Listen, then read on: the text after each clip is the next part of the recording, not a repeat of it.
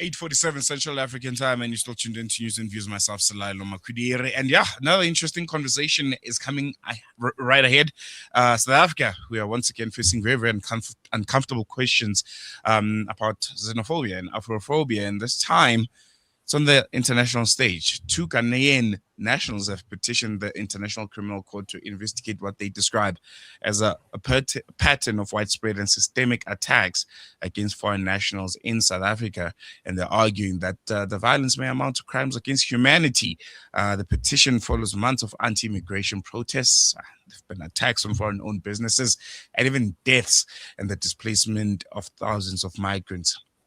South African government has come out and dismissed the move as opportunistic, insisting the country has functional courts and law enforcement institutions that are capable of dealing with criminal acts. But the application raises very, very important conversations and questions around legal and political systems and whether or not the ICC can intervene. Does xenophobic violence meet the threshold of crimes against humanity? And what does this mean for South Africa standing on the continent? And there was also a very, very interesting development, I think, yesterday when Ghana convinced the Western African bloc, ECOWAS, to have South Africa essentially take the stand at the African Union to answer on what's currently happening here in SA. So yeah, very interesting times ahead. Looks like the rest of the continent wants to hold South Africa accountable. But yeah, we're going to be asking whether or not should they not? Who's holding them accountable for some of the human rights violations and transgressions in their own countries? And to help us unpack these issues, we're joined by Gwinyai Taruvinga, researcher at the Wits Faculty of Humanities. Brother Gwinyai, welcome to News and Views. Thank you so much for joining us. Thank you, Selelo. It's always a pleasure. No, pleasure is all ours. I want to jump right into the conversation. When you read these headlines, whether is the fact that there are conversations around and petitions to take South Africa to the ICC, or whether it's Ghana and Nigeria teaming together to get ECOWAS on board to hold South Africa accountable at the African Union. What does this say? What does this signal about the direction that Africa wants to take when it comes to quote unquote dealing with South Africa? So I tend to look at it a little bit differently. I want to sort of look at it from two schools of thought. So firstly, I think we need to look at the dynamics in South Africa that have led to the so-called xenophobic attacks that Ghana is talking about. And I think there's an internal challenge in South Africa. This has to do more with the economy that's not growing. Hence, we are seeing these debates about xenophobia coming to the fore. So if you remember in 2008, when those massive xenophobic attacks happened in 2008, as I'm saying, there was, the economies were not doing well. There was a global financial crisis. And this is where we were in terms of what was leading to xenophobia. This is sort of what's currently happening with the current debate. But now the very interesting thing about the Ghanaian situation, and as we all know, Ghana was the first country to gain independence in 1957. And one of the things Kwame Nkrumah always used to talk about was this idea of a unified Africa.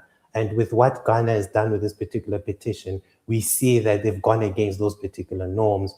And I think one of the fundamental discussions that we are having and we need to have is this idea of ideological beliefs in Africa that unfortunately are lacking at the moment. And this is why we now see Ghana bypassing, other channels that we have in Africa, such as AU, and only going all the way to the ICC with this particular issue. So there's an ideological lack of an ideology from our African leaders that I think is contributing to this current debate. There's this conversation that's doing the rounds about Ghana in particular and how they could be using this moment, I don't know, to try and gain some political points or have a moral upstanding on the African continent, try to maybe isolate South Africa and turn it into the pariah state on the continent for whatever ambitions that they have, which some of them, we've been told, whether it's about gold mining and trying to, be the destination of choice on the African continent. Do you see it as potentially being that it might not be as authentic human rights standing from Ghana, but more of political goal scoring, grandstanding of some sort because of other ulterior motives?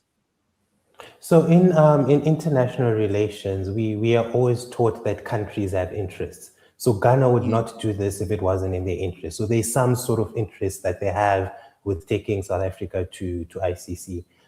In African culture, we often talk about if you hit the dog, the owner will come out.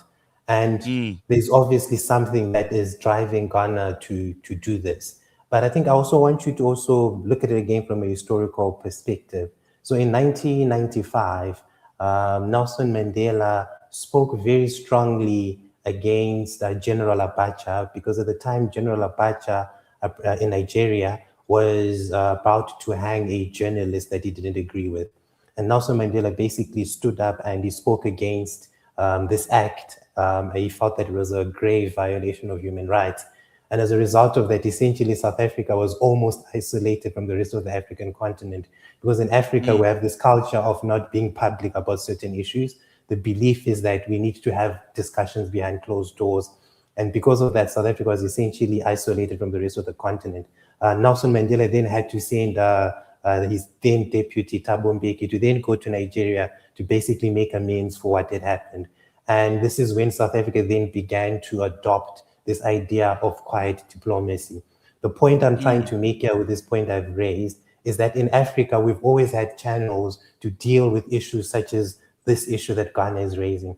If you look at the elections that happened in Zimbabwe in 2008, it was Thabo Mbeki who was involved in the mediation. That was an African solution to an African crisis. If you look at Kenya in 2007, it was again Kofi Annan who led that peace process. Again, it was an African solution that was brought by Africans themselves. Same thing also happened in Ethiopia with some of the conflict that has happened over the last few years.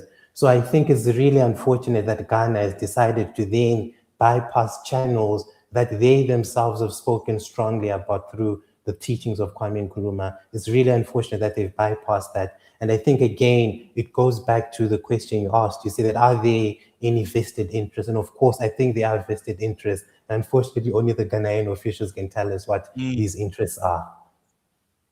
Very, very unfortunate. And I think, at least for me, it feels like a missed opportunity, Exactly. this moment, for the African continent and for African people in general, where we can start having those very serious conversations in forums like the AU about why do you have mass migration to countries like South Africa. Can some of these leaders start looking a bit more inwards, because holding South Africa accountable, that's good and well, but the question they're not asking is why are hundreds and thousands of their citizens willing to risk it all and move to South Africa?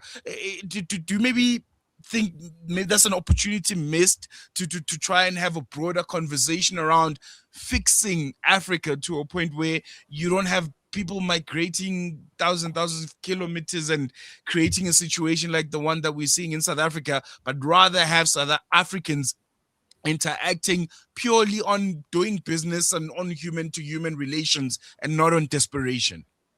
Yes, I totally agree with your sentiment. And I think this also goes back to some of the previous interviews that we've had. And one of the reasons why I come on this platform regularly is because we're always talking about governance challenges.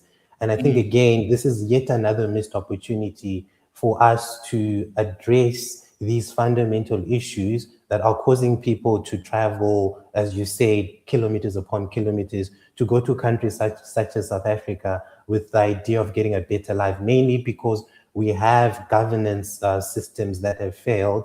And I think it also goes back again to the point I was raising earlier about the lack of ideological beliefs. So I think I always often say that in the 90s, we had strong African leaders that had strong ideological beliefs, whether we agreed with these ideologies or not, but there was a belief system that was there, and this was the belief system that was governing these particular countries. But currently, I think there's a lack of ideological beliefs, which is again affecting citizens and forcing them to have to find other alternatives. Hence, people are now trying to move to countries like South Africa. So again, going back to what we are looking at, it is indeed a missed opportunity, because the idea here was more to explore the reasons why citizens are moving to countries such as South Africa. And then as the AU find ways and measures not only to hold our leaders accountable in African states, but also ensure that there are strong enough governance structures that citizens are happy and confident in. Lastly, before I let you go, Brother Gwinyai, from South Africa's point of view, what would be an appropriate response to this? And does South Africa, from your perspective, still wield as much influence as it previously did in forums like the AU to try and drive these kinds of conversations? I think you mentioned it earlier to say we spoke about interests, right? And I think this is the same thing with South Africa. We often look at South Africa as being the beacon of democracy on the continent. South Africa is the most progressive constitution on the continent and one of the strongest economies on the continent. So they will always yield some sort of influence. And I think this is also parts and parcel of why we're having this discussion about the decision that Ghana has taken. It speaks to the strength of South Africa, actually. Again, quoting a lot of African literature, we often say that you do not kick a dead dog. This is why this is happening, because South Africa still yields a lot of influence on the African continent. So to answer your question, I think South Africa will always have a strong standing. And if anything, I think South Africa is in a very good position to ensure that these principles of democracy are practiced through the AU. Hence, we also spoke about quiet diplomacy, where South Africa has been at the forefront of a lot of crises on the continent. So South Africa will always continue to yield a strong role on the African continent. There we go. Researcher at the Wits Faculty of Humanities, Brother Gwinyai Taruvinga. Thank you so much for joining us. Always a pleasure. Thank you so much. Have a good day. There we go. And with that, we're going to take a quick break. News and views will be back with you right after this.